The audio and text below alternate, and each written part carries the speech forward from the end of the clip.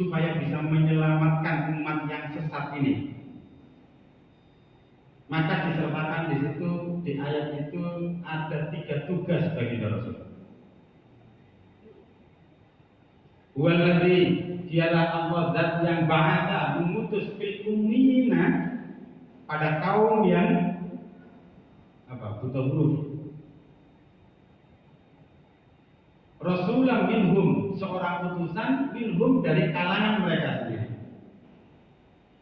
Itu setelah Rasulullah. Maka dalam sejarah, dalam sirah kita sama-sama paham bahwasanya Rasulullah ini buta huruf, dan di antara hikmah ketika Rasulullah diutus dalam posisi yang buta huruf itu, ini bagian dari penjagaan kesucian dari ayat-ayat Allah yang diturunkan, difirmankan, yang disampaikan baik itu melalui malaikat Jibril ataupun langsung kepada Rasulullah, yang kemudian disebut hadis qudsi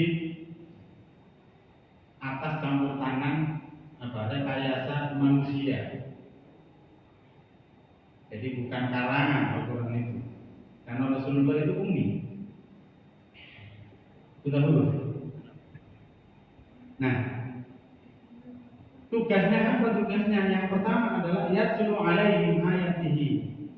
Rasulullah diutus oleh Allah SWT untuk yang pertama agar bisa menyelamatkan kaum yang sesat ini adalah membacakan ayat-ayat Allah.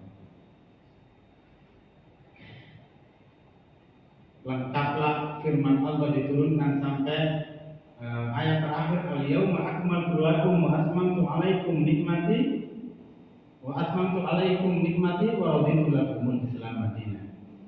Lalu selang beberapa saat kemudian Rasulullah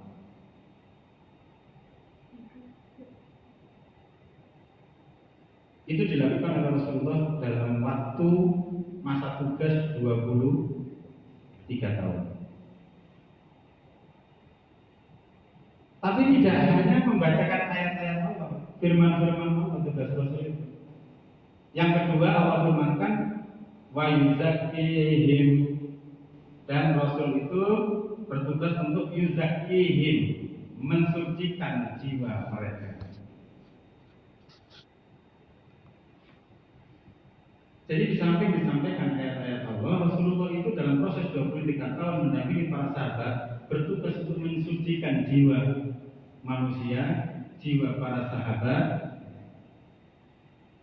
dengan berbagai macam cara. Setiap penyucian jiwa itu atau penyucian hati itu, makanya kenapa ketika Rasulullah mengatakan tentang takwa itu, Rasulullah berkali-kali, 3 kali menunjuk pada adanya at-taqwa hahuna. Takwa itu di hati, bukan di lisan, bukan pula di perbuatan. Kenapa? Karena tidak ada perbuatan yang menunjukkan ketakwaan ketika perbuatan itu tidak berangkat dari hati yang takwa. La yanallahu luhumuha, tidak akan sampai yang kita sembelih pada saat hari raya kurban itu, la yanallahu luhumuha, tidak akan sampai pada Allah daging-daging.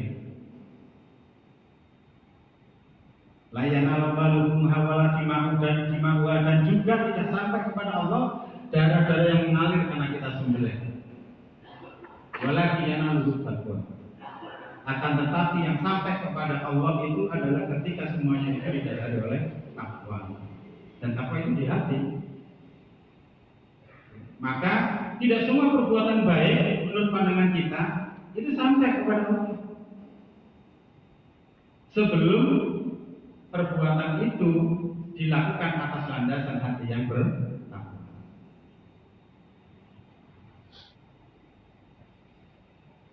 Nah, jadi kita bisa jadi berbuat baik, tapi apakah itu kemudian sampai kepada Allah belum? Maka itu menjadi penting.